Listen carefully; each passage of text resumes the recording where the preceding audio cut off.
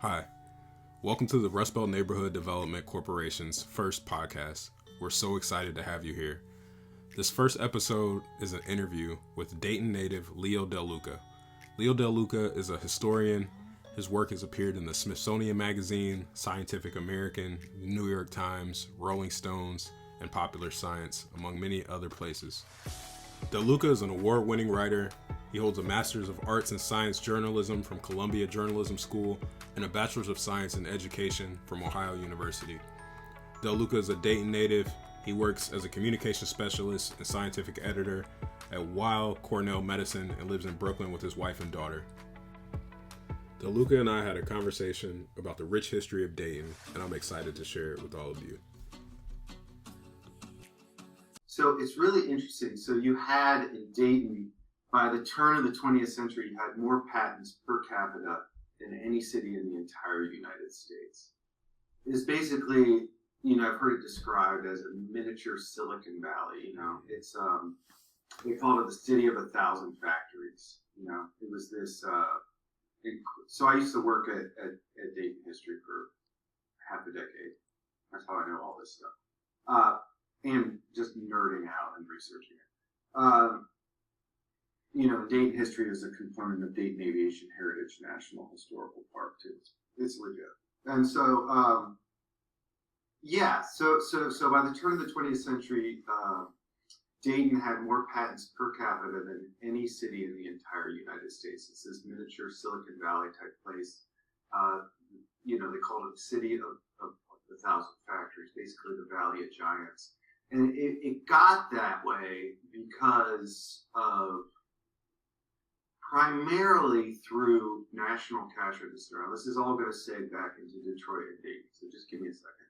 But you had National Cash Register, NCR, by the turn of the 20th century as well. 1 in 6 top corporate executives in the nation had gotten their start at NCR. The cash is what they called it. So it was really, really flush with money. This guy, John Patterson, the cash register was invented in Dayton by James and Jacob Ritty, the Ritty Brothers. It was actually, he had a saloon. It was the Pony House. And he was tired of employees pilfering profits. So he ventured to find a way to have that stop, and came up with what he called the incorruptible cashier.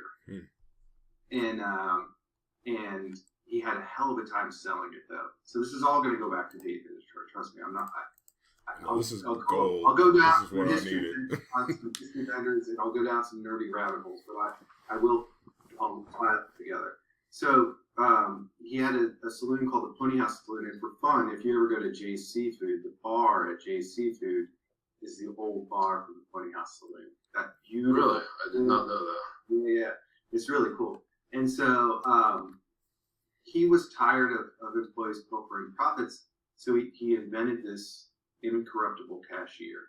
He had a hard time selling it, however.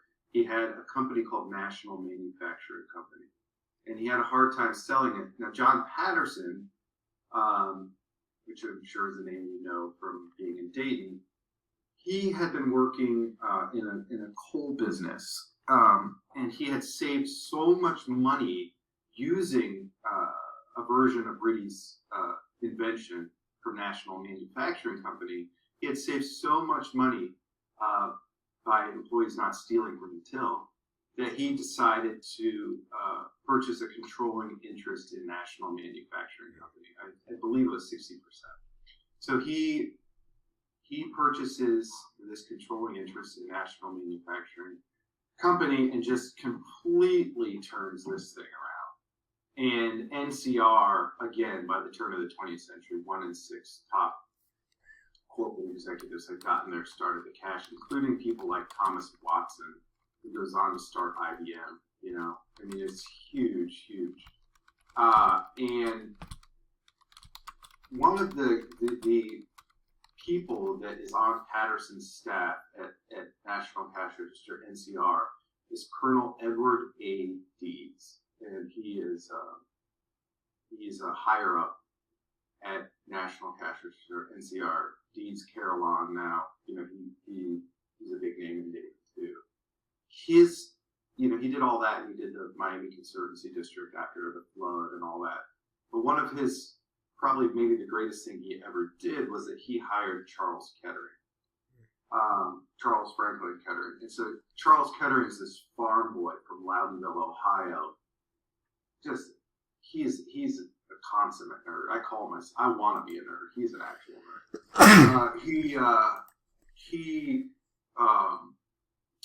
He starts working for National Cash Register.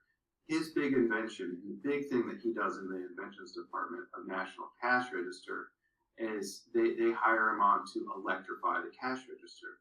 So you remember like the old cranks that used to, so they wanted to get rid of that. They wanted to electrify the cash register. And going to Carolina Historical Park will really bring a lot of this home to you and alive. Yeah, I've seen those when you first go into the museum part on the right. Yeah.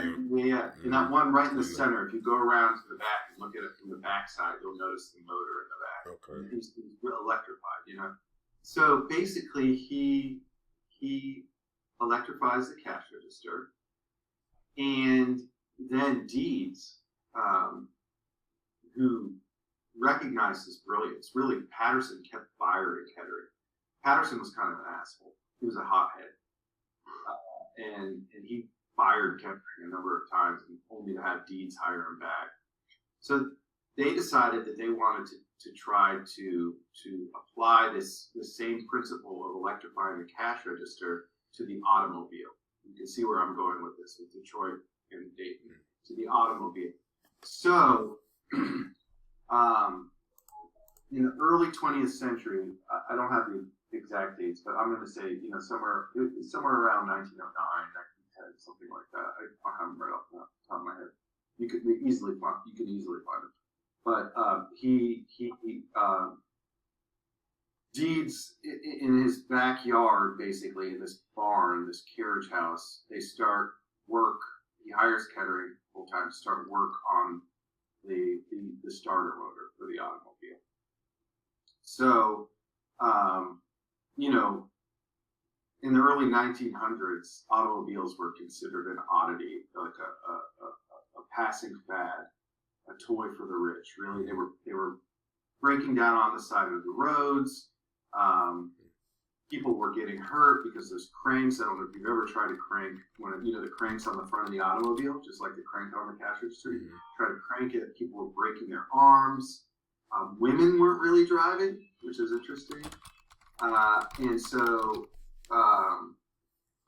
they, with the advent of the starter motor in the back of this barn in Deeds' home on Central Avenue, which is kind of near the Art Institute, they do it.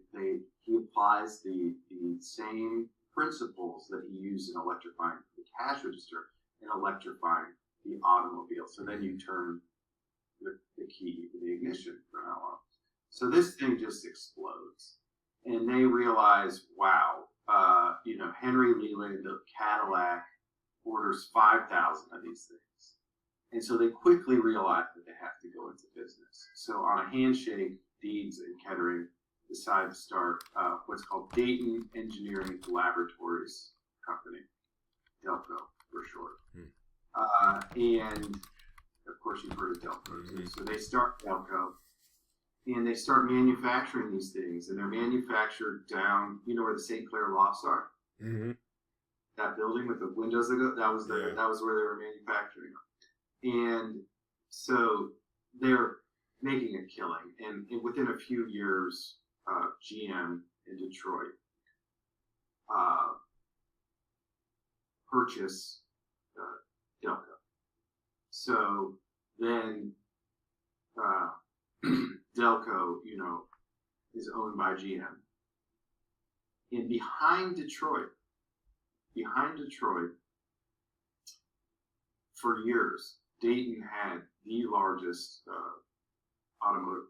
They had the largest GM presence behind Detroit for years, for like decades. So that's I think that's interesting. That and then Kettering starts having to travel up from Dayton to Detroit all the time for business, and basically working in Detroit and living in Dayton.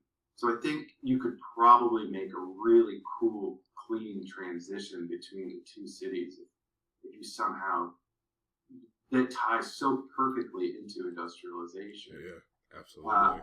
Yeah, and I'm happy to help you with that. I believe in what you're doing, so I think it's cool. So I think it's a really it's neat. So then behind Detroit, Dayton has the single largest GM presence for years, for decades. So back where Fuyat Glass is now, right? That's the old GM plant. So that interesting tie is really cool. So I just wanted to give you a really long and winding story, but that's how it worked. That's how it worked. So, is that cool? No, that's perfect. That's the type of those are the kind of things knowledge. Right? Yeah, absolutely. Yeah. Those backstories. Yeah. You know what could be cool, because Shamari, I also, I went to Columbia Journalism School too, so I love storytelling. Mm-hmm. I'm the nerd, I love storytelling. I write too. And so I think what could be cool is maybe if I don't know, this is just off the top of my head, but, I'd have to think about it more. But maybe, Dayton is the center because that's where you're from. And I think that'll make a lot of sense with the filmmaker from Dayton. And then having it shoot off to tell these kind of side stories from Dayton, how it makes sense and is emblematic of this larger whole. But yeah, I think it'd be interesting if you had like a parallel story, because if you've got everything like that Leo just laid out, the historical development and as industry went, then they have like a parallel story about how it brought up the workers and to like the wages and what they're able to afford. Like, I mean, if you look all around like Moraine and basically all around the Fuyao plant now, like those were all really well kept, nice houses with like new GM cars, and people were doing well throughout that. And they came up with the industrialization, the electrification, and the increase in the manufacturing of all those things as the industry developed. And then, then it dives off. But I don't know how you exactly tie that to you tie that to the auto industry, outsourcing. Yeah, so like the globalization. Absolutely. Yeah. No, I like both you guys said that. I think that's perfect. I was thinking about adding different like cities like Flint and maybe Gary, Indiana, as other cities that, just like you said, little small snippets of the thing that you have going for you is that you're from Dayton.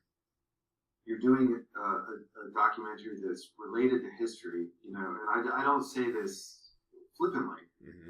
Dayton has this incredible history that is literally unparalleled. I mean, when you have more patents per capita than any city in the United States, that's unparalleled, right? So you have this cool story from your hometown that I often, just being a nerd and loving, the history of my hometown, I always say, all roads lead to Dayton. So if you kind of have that, where you're kind of branching off and using your own hometown as the center point that then it's almost like it starts here, but then it goes up to Detroit and then it goes this way and that way. And, you know what I mean? Like it's all connected, and making all those connections, I think will be really, really neat. Yeah. So,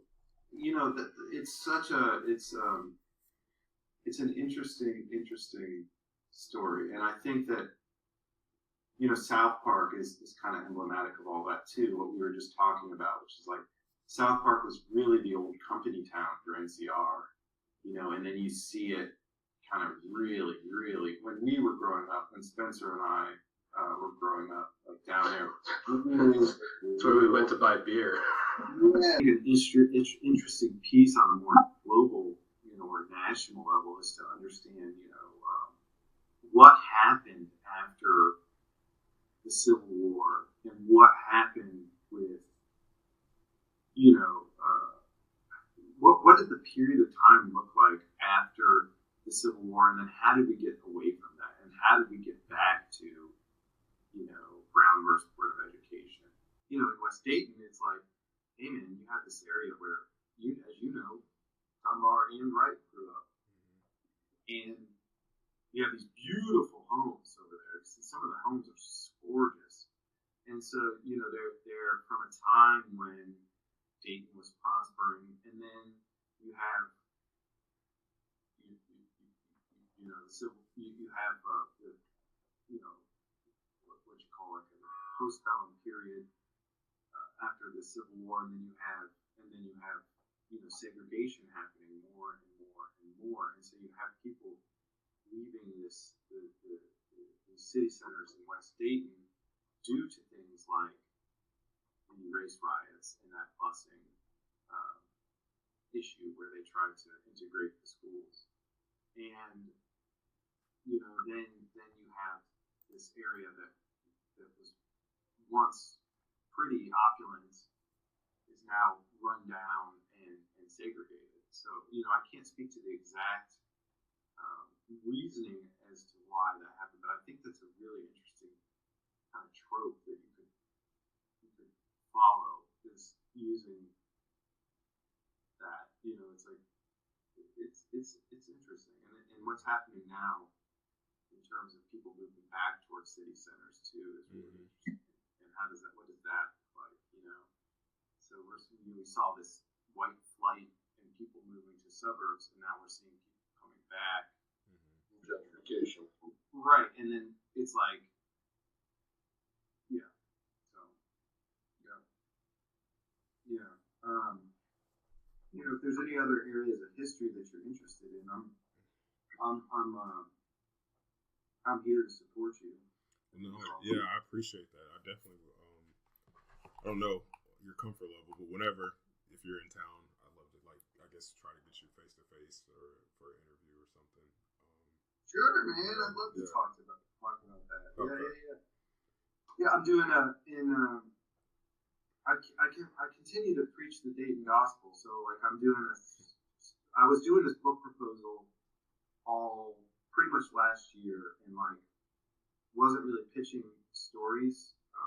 I do PR on the side just to make ends meet, and then where my head is to storytell. Mm-hmm. So I'm doing a story for Smithsonian next month on Dayton.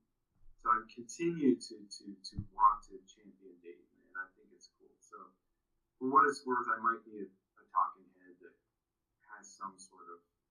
I'm just a bonehead, really, but I might. We'll edit that comment out. Yeah, it's interesting.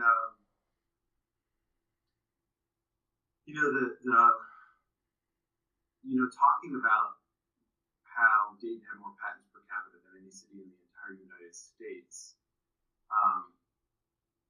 is so intertwined with NCR, as I just explained to you. So you're going from the cash register to NCR to GM, right? Those three things. There's a clear link between those three things. Mm-hmm. Now,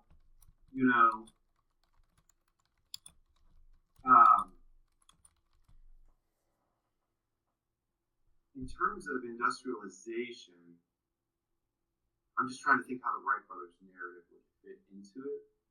Certainly, to the innovation. Right? Yeah. Go ahead. Oh no, I was just saying, yeah, you're right. It would fit probably into the innovation and the peak of Dayton, I guess, more so than. Yeah, it's interesting. It's interesting because certainly you have Wright Patterson Air Force Base, which is Ohio's largest single site employer, right? And that wouldn't be here if it wasn't for the Wright Brothers. Ohio's largest single site employer. That's pretty remarkable, right? And so you could fact check me too. I will not be. It's all true. I'm telling you, this is.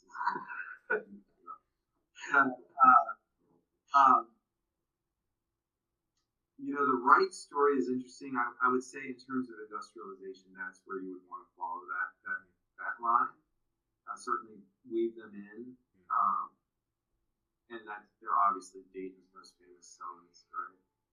Easily. And but that in terms of industrialization, that's where you would go with that. Here's one that I think would be interesting in terms of industrialization is the printing industry in Dayton. Dayton is at the confluence of 5 riverways, right?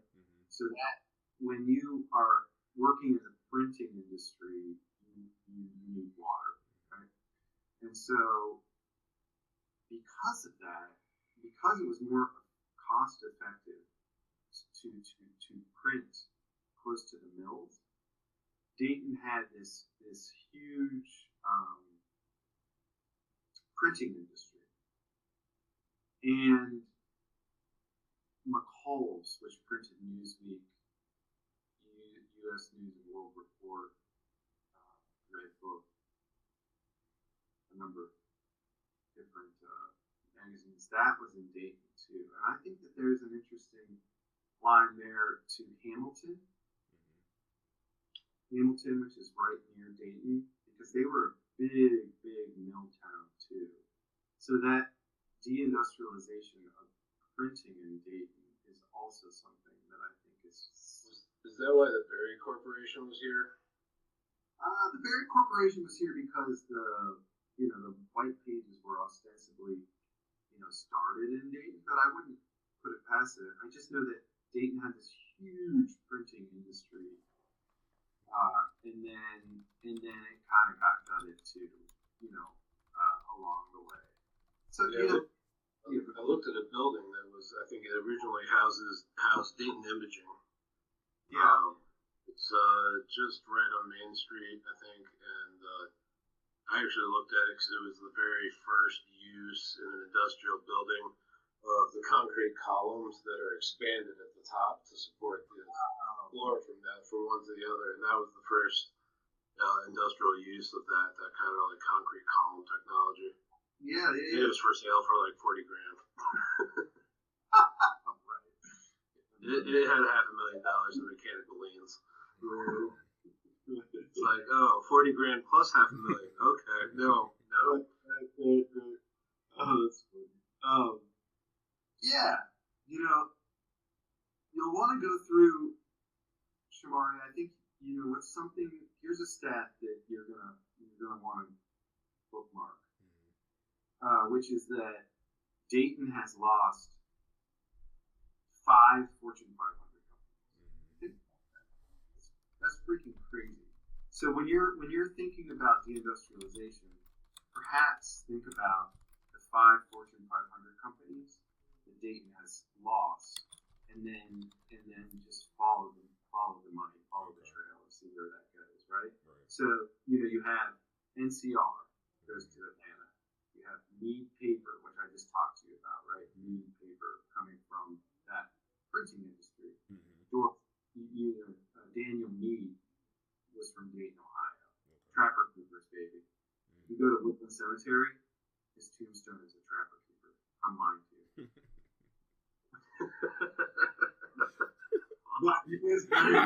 That's good.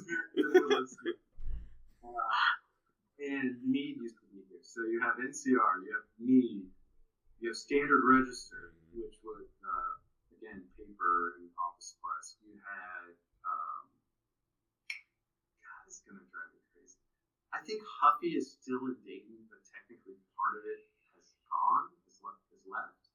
None of it's made here anymore. It's all manufactured in China. And then GM, of course. So those are the 5, right? I mean, that's huge. How does a city lose 5 Fortune 500 companies and still even, it's incredible. So following those five for this story, I think is going to be also a key.